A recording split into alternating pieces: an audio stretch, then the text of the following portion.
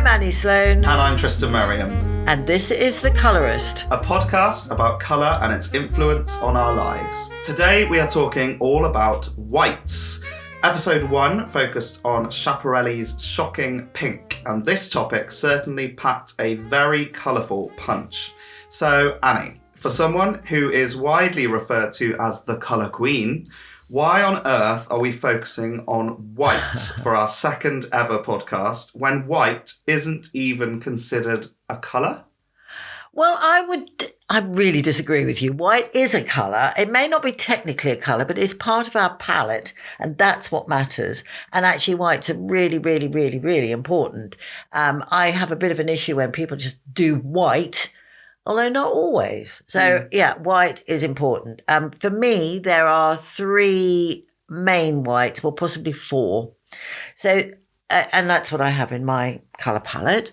I have a pure white, which has nothing. It's just white. It is completely white. It's fairly bright and modern. Mm-hmm. And then I have old white, and old white is, like, maybe there's a clue in the name. It is a white which would have been sort of aged and it's lost some of its brightness. It would have been slightly, it just sort of greyed with age. And then I have original, and that is slightly cream.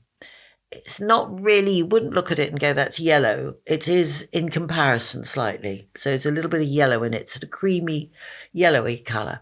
And the reason why original, that was my original cut. It was my original old white. Mm-hmm.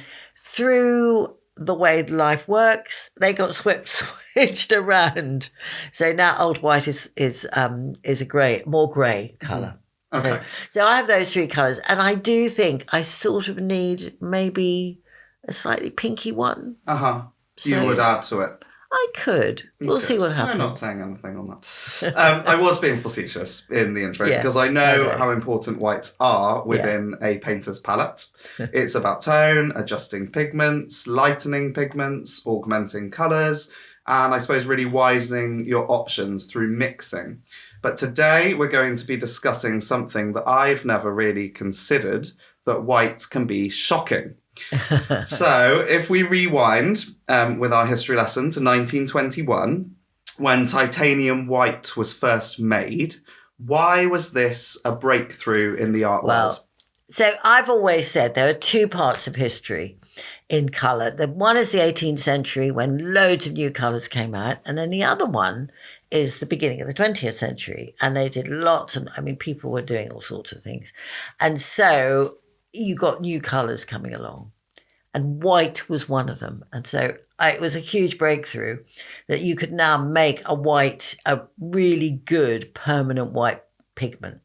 Before that, it was lead white, which could only be made in oil paint, and it was also quite yellow with age very easily, because with loads and loads of oil in it, which yellowed. There were other whites, but they were not strong. They didn't cover well, whereas lead white did cover pretty well. So in art paints, you get lead white. But titanium white, discovered, like you say, 1921, and it became available and cheap. And what I think is wonderful is this amazing interior designer called Siri Maugham. That's a weird word, Maugham, I think it is. Yeah. And she was married to a very famous writer of the time called Somerset Maugham. People will know him. He was very, very famous. But then they divorced, and she went off and decided she would make her way in society. They were very society people, really high up.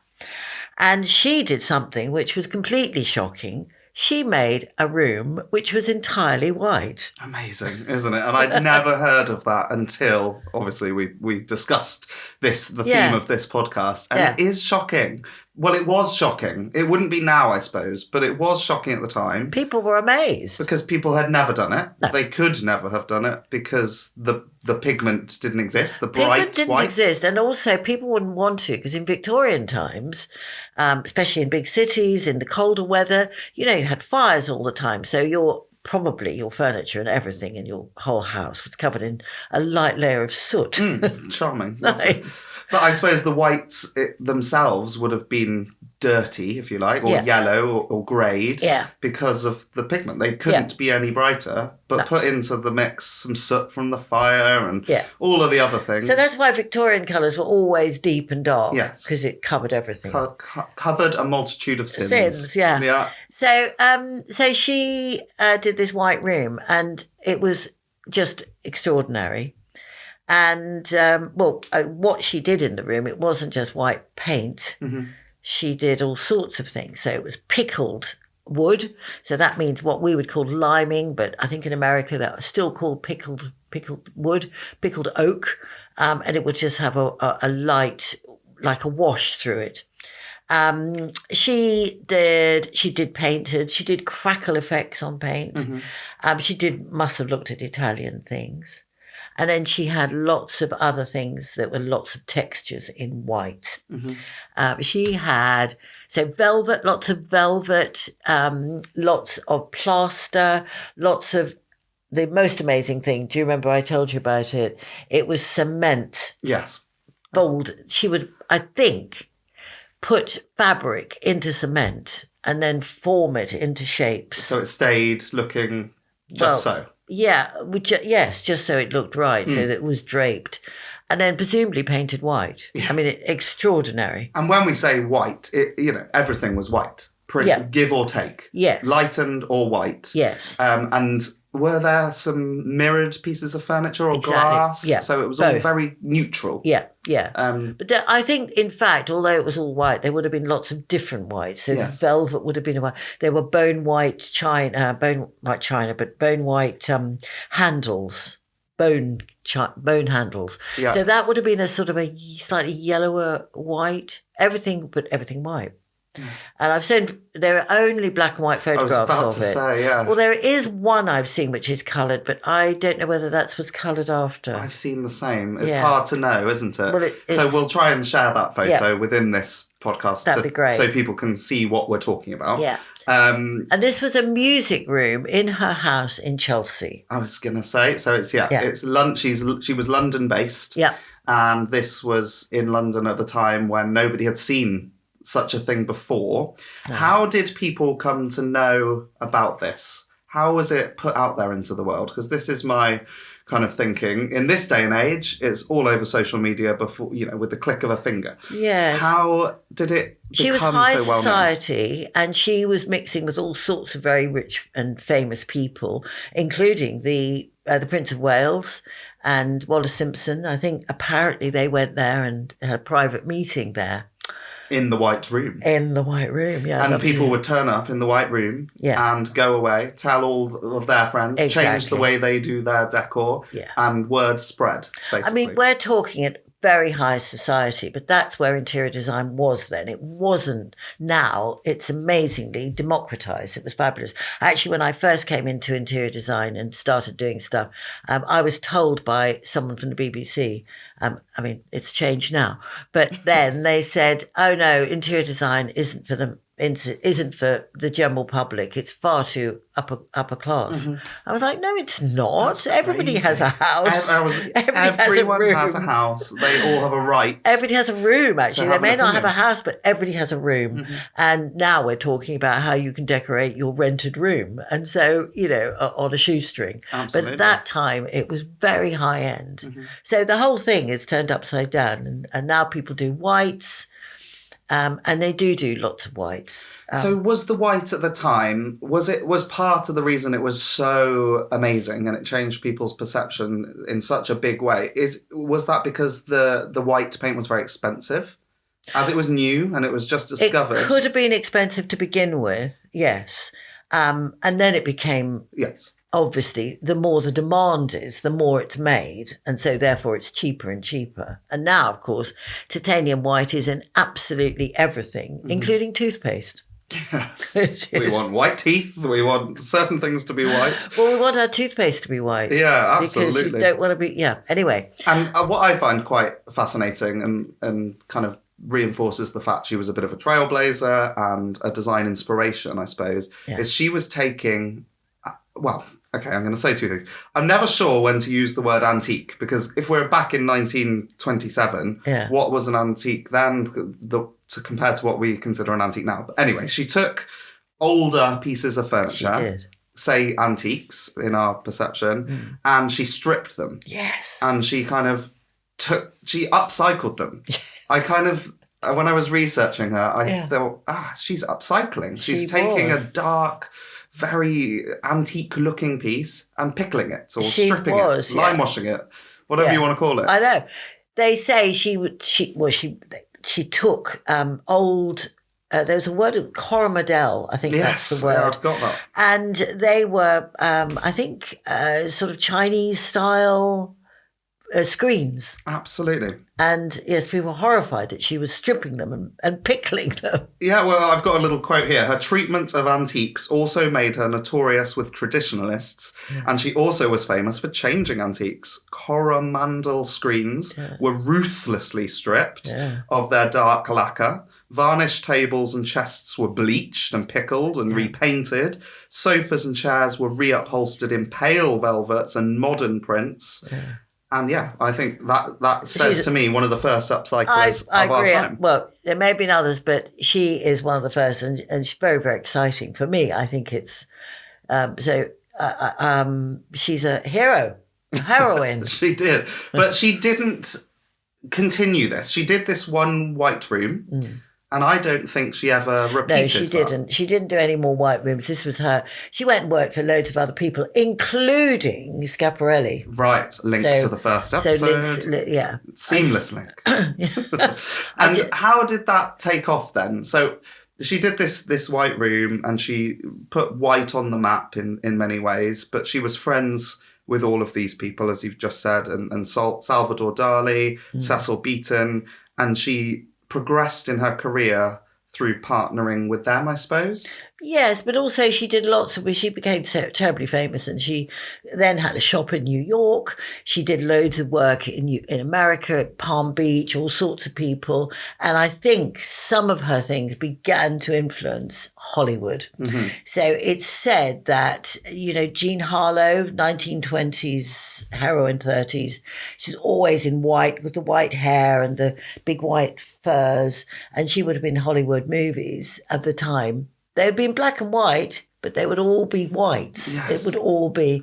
So, she had an influence everywhere. Amazing. And it's weird because we are analysing this and we have no idea what her intentions were. She might have just done that white room for fun, and you just don't know. I think she knew what she was doing. She's a very clever woman. Well, it worked. It worked incredibly propelled well. Her forwards. Absolutely. And she was forever known as the white designer. And people kept saying, I'm going to do a white room. And people were like, no, you can't do a white room because that is Siri Maugham.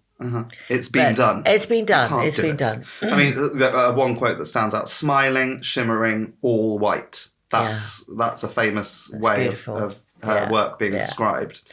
Okay, so if we bring the influence of white back to chalk paint and your paint, you've already said there are 3 whites in the range, and when we've spoken about that, why are in other paint brands, why are there so many whites? Do you think that's a good thing? I mean, obviously not, probably, because you've only got 3, but it can be quite overwhelming.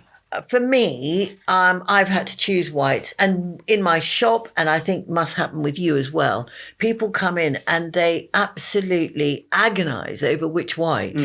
And really, anybody who's a designer you'll just say, look, it's not that difficult. There's a cool white, a warm white, and a bright white, and it's one of those 3. I personally don't think you need much more. I mean, as I said, I could do a sort of slightly pinky white. And you can make your own whites, of course. You can have a white like pure and then add a little bit of something to it. But if you don't want to do that, I'd get it.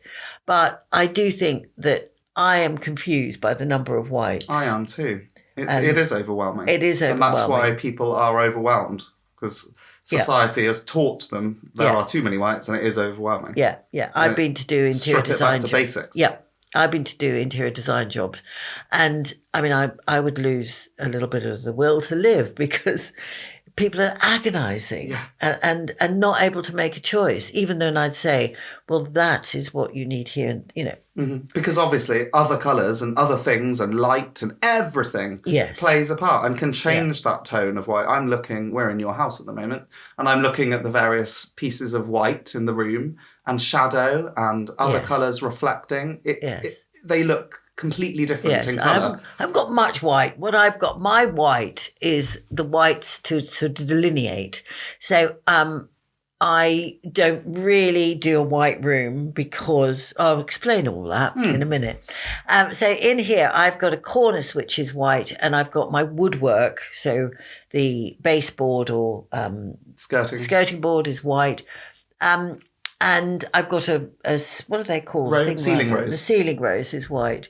And it's all old white because I just think I need a colour which is a sort of delineation between all the colour I've got. And it works very well. The colour doesn't sort of stick out. No. And I'd say that's quite a traditional way of using white in an interior space. Very trim, traditional. Picture rails, window frames, all of the things. But it works really well. I think I did it because I've got these very beautiful late Victorian cornices and the rest of it. They are stunning. We'll try and find a photo of this. Yeah, they are beautiful. They are really nice. And I just didn't want to see them in a colour. I mean, I know you can see them in a colour, but I think that's better when it's a really big house. Absolutely. They stand out more for being white. Absolutely. Yeah. Did you agonise over which white?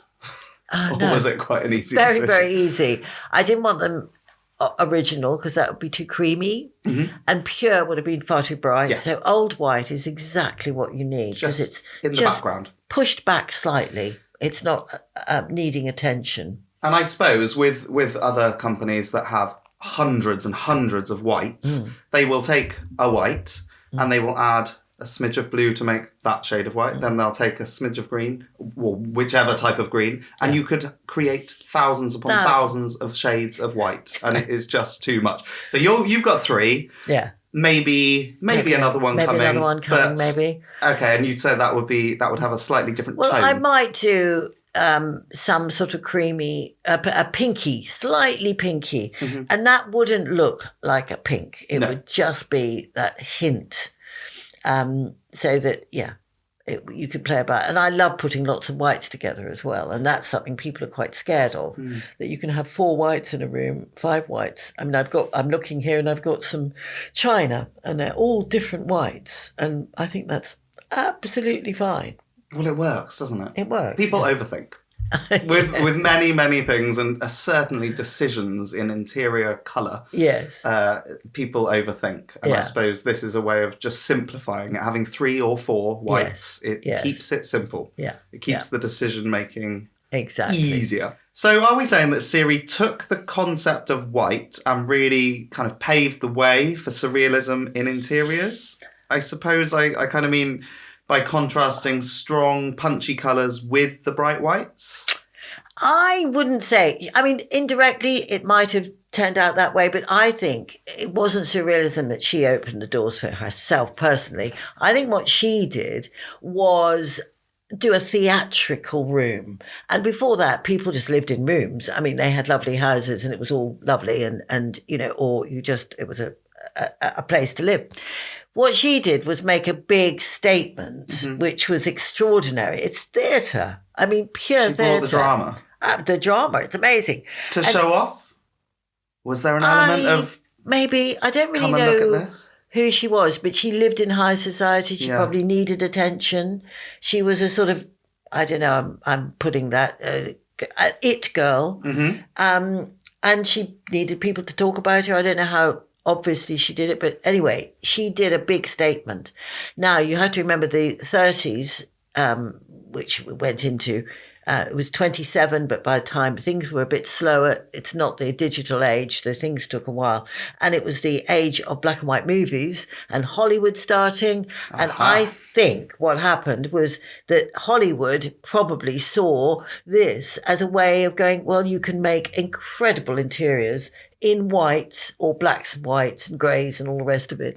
So it's the whole thing of big statements, the Hollywood stairway, the gorgeous girls in sort of Las Vegas type dance girls, all of that. It all came, I think, from that white thing, and lots of mirrors and glass and glamour. Opulence. Loads. Maybe a bit ostentatious, I don't know. Loads of it. That's what you wanted. Hollywood had to be bigger and more amazing. And stars like Jean Harlow, the platinum blonde, beautiful with the little gorgeous hair, and she would be filmed and photographed in white rooms. With white sofas, white drapes, white dogs. We've seen a few. I saw a photograph, of her with a white dog. It's amazing. The whole thing is white. And that would have just been it's all black and white photography then. And potentially, we don't know, but potentially inspired by Siri's white room. Yes, I think it would have been indirectly. Knock-on effect. She started the drama. Amazing. Exciting, isn't it? It is, because that's crossing the bridge between interiors and film and Hollywood and personality and interiors. And there's a whole style called Hollywood Regency, which is that sort of opulent and rather sort of actually quite rococo. Another thing we'll get onto at some point. So Hollywood Regency, we'll come onto it. But did that came after this time period then? Well, I think it developed I don't know a lot about Hollywood, the whole period of design and everything. They're all interlinked. It's all interlinked. And, you got this sort of very classical, you've got the sort of pillars and classical columns and all of that. It was all muddled because they just chose everything. They had a little bit of Rococo, a little bit of Baroque, a little bit of this, a little bit of that, a little bit of Art Deco. The whole thing was, I think it's fabulous, but it is crazy. And that's what's exciting, I think, combining trends. I don't like that word, but it's combining all sorts of things and putting it together for something that feels right for you. Yeah.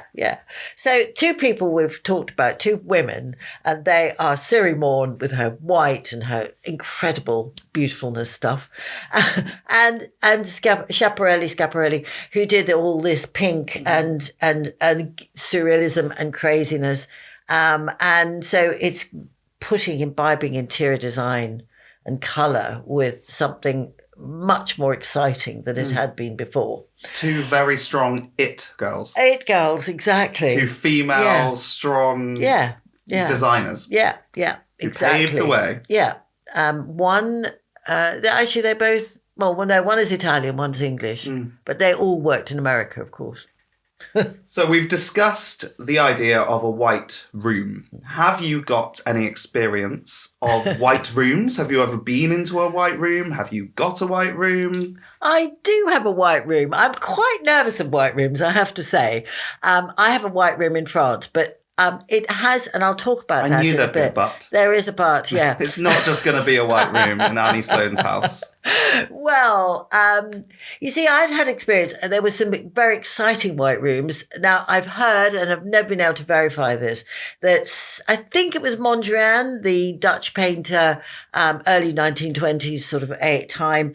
He painted, apparently, an entire room in white. When I say painted, what I mean is that he painted the flowers, the tulips possibly, in the vase. He painted them white. He just painted the whole. He went over everything. Floors, walls, curtains, fabrics, everything, chairs, upholstery. That's what I heard. I've never been able to verify it, but it gave me an amazing strength and idea of it. And I always thought that is amazing. What it would do is blot out everything, and then you would be able to see shape and form very easily. So, I mean, the concept, even if it wasn't true, is brilliant. A wonderful very exciting concept. Yeah. And you'd have 50 shades of white. You would, and you'd see shadows very well. You'd see how the white shadows turned into different sorts of greys and different times of day. Yeah. Everything. Yeah. Whoa, fascinating. And we need to find more on that. Yes. I suppose people have tried. I've tried for years because I wanted to know, and I may have the name wrong. I thought it was Mondrian, and that makes sense because he liked form and shape and squares and all the rest of it. Anyway. Well, if anyone listening knows more about that, please let please us know. Do. That'd be great. Then the other, so when I was at art school, someone I was sharing a house with did paint their whole room white. He didn't have a lot in it, so it wasn't like the flowers and all that, but he did cover everything in white. And what he was interested in was seeing where he wore it away. So the floor, he wanted to see where the floor marked and where it would, wear away. And I thought that was white's the most what am I trying to say? The most unforgiving. Unforgiving. That's the word I'm looking for. The most unforgiving colour. Yeah. And so it's always been of interest to me. And also, again, when I was at art school, there was a friend of mine who was ill, and she had a visit. It was when the days when doctors visited, and he came to her house and her room, and he said, "No wonder you're ill." He was an Indian doctor, and he said, "No wonder you're feeling ill. Your room has painted in white. Everything's white. You need to have lots of colour in your room." And I think for Indians, the colour was necessary. White means nothing. It's emptiness. And he thought he should give colour. She should have colour. And what a legend. I mean, a colour guru / doctor. Yeah. And actually seeing how that can affect health and well-being. Totally believe it too. I think if you live without colour at all, it's rather sort of, it's depleting. It takes energy away from you. Well, we know colour determines mood. Certain colours evoke certain moods and emotions, but everyone's got a different opinion on which colours evoke which moods. Yes. And people have varying interpretations of what white does, I suppose. Yeah. Well, again, I did a job for some people years and years ago when I was doing more interior design, and she'd wanted everything to be various beiges, basically, I thought. Taupes is what people taupes and greys and whites and creams and that sort of thing, which we did. And she said, afterwards we did it all, and I kept saying, "Can't we put a little bit of colour? Can we put some cushions or whatever?" No, she didn't want it. And then she said when she came home, she would immediately go to her children's room because that's where the colour was and that's where the life was. And then she did eventually. I said, well, the only way I could do it now, which would be easy, would be to put the cushions and put some rugs and give it some colour. It's extraordinary. So have you ever experimented with a white room? What, if so, what does white mean to you? And if you've used it in that way? Yeah, well, so I've got a house in France, very luckily, and I've got one room upstairs, actually 2 rooms, 2 bedrooms, which are all white. Now, the first room is my bedroom, which is one of my favourite rooms ever. And I painted the walls white, partly because it is an old cottage and probably would have been whitewashed. The whole thing about whitewash I need to tell you about, which is really interesting. Yeah. So it would have been whitewashed, and I wanted to put lots of colour in that room because it's my bedroom and I need it. And we've got this big green bed, which I think has become quite famous. I know the bed, people who know me. And this is where the but comes in. It's white, but... No, it is white. It is completely white. But with a massive green bed. With a green bed and an orange and other coloured cupboard and some other blue. But there's loads and loads of colour in there. And that's how it works. Because if you do want to use a lot of colour, you can paint everything white and put loads and loads of colour and it will all work. I mean, this is strong colour. Yes. This isn't soft. So for somebody, I mean, I get this sort of question quite a lot in my shop. People have a white room and they're scared of introducing colour. But if you do have a white room with the walls white, it's quite easy to include colour and bring it in. If you've got a beige room or a different tone, it's harder. Or a grey, it's harder. Yeah. But white, easy peasy. Yeah. The greys and things, you can do it all, but it won't pop. What I wanted is something that was quite fresh and lovely. Mm-hmm. And so there's some orange, there's some blue, there's some green, there's some loads of other colours. I can't remember any of them now. But it all just means that nothing fights each other because it's got lots of white to sink into. Mm-hmm. So they're strong colours. It's kind of the backdrop, I guess. Yeah, it's a backdrop. Now, the other white room, I decided to go a bit more blue in there. So it's actually a bit more conventional. It's blues and browns, but it's very restful. And so it's white walls with lots of blue and blue and blue. Yeah. Blue and white. Blue and white. And brown. I mean, very blue and white, yeah. Blue and white. A winning combination. A winning with some brown, which is one of my favourite combinations. Blue and brown. I love brown. We've said this many times together. Yeah, I like it too. And a whitewash floor. Uh-huh. So let me talk a little bit about how whitewash. So lime wash, which is lime, which was white, would have been painted on all farmhouses, ceilings, woodwork, everything, because lime kills insects. So it would be done every year to kill off everything. When there were loads of bugs around and creepy crawlies and stuff, especially in a farm. Yeah, it was a very practical decision to do that. So their aesthetic wasn't, we want a whitewash. We love white. No, we just don't want bugs. We don't want bugs. Creepy crawlies. That is partly how the farmhouse look has come in, that whole white thing. I didn't know that. Yeah. That's really interesting. Yeah, so it's the dairy, obviously, where they, milk the cows, and they would not want any bugs in there. So they would have whitewashed everything, including all the woodwork. Accidentally came in. Yeah. So that's the farmhouse look. Yeah, that's where it all comes from. Wow. I think that's fascinating because people think, I don't know why they think it's just to do with milk. I don't know. Maybe. Yeah, that's right. Yeah, so that whole thing. But of course, it wasn't because they loved white. They just wanted something clean.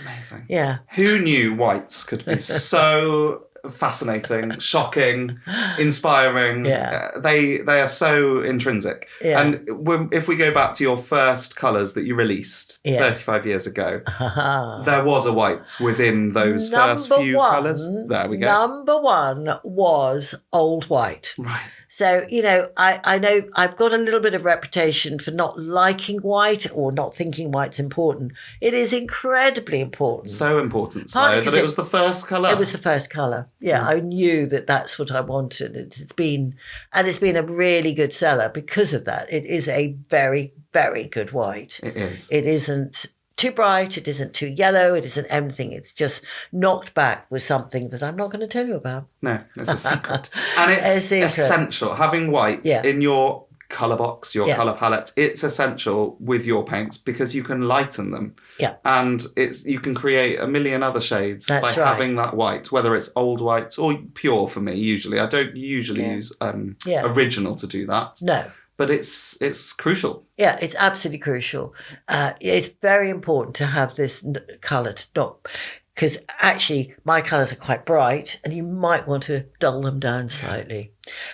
If you do this is another important thing, if you do have a completely white room, what people make a mistake with is not having anything white in the room.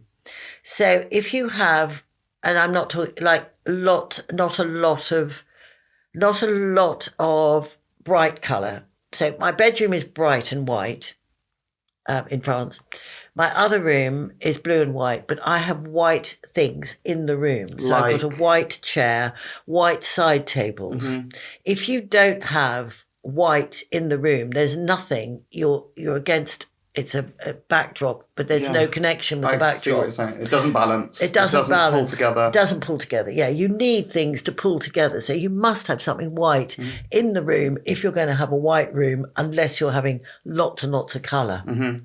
I hope that's clear. I think that's really clear. I personally think that does work every time. Yeah, well, I suppose it's your knowledge of interior design and your background with that. Well, just using it a lot. Using colour in interiors to pull it together to make it work. Yeah. Right, so that has been white. You've already alluded to what is next, but what are we going to be talking about on the next podcast? Well, which colour is it? I'm going to be staying in the 20th century, and I'm going to go for a colour which is quite unusual. We'll return to the 20th century at a later date, but this is going to be the last of three 20th century colours, and I'm going to go for rodmel. For those people that don't know what sort of colour rodmel is? So rodmel is a sort of purple, basically. Mm-hmm. A purple. People gasp. I know. It's a divisive colour. It is. I will tell more about it and its other partners and friends. in the next episode. And there'll be a bit of surrealism in there as well. Just thrown in for fun. Yeah. Well, I'm excited. I know, I can't wait. Well, that is a wrap for episode 2. Thank you very much for listening. As always, follow us and contact us with questions on Instagram. My handle is Doghead Designs. And mine is Annie Sloanstagram. That's my personal page. We've also got ones Annie Sloan Home and Annie Sloan and Chalk Paint. So all those. And of course our website as well. If you want to buy anything, you can go to all of those places, or you can go to my Instagram page, Annie Sloanstagram, and you can click on the products that we've been talking about, which is very cool. If you want to go and paint your room white, which I know you're going to want to. They got the white wall paint, the white satin paint, the white chalk paint, white wax. White endless everything. White. Yeah, white. Be Siri Maugham. Why not? We will see you next time. Thank you very much. Bye.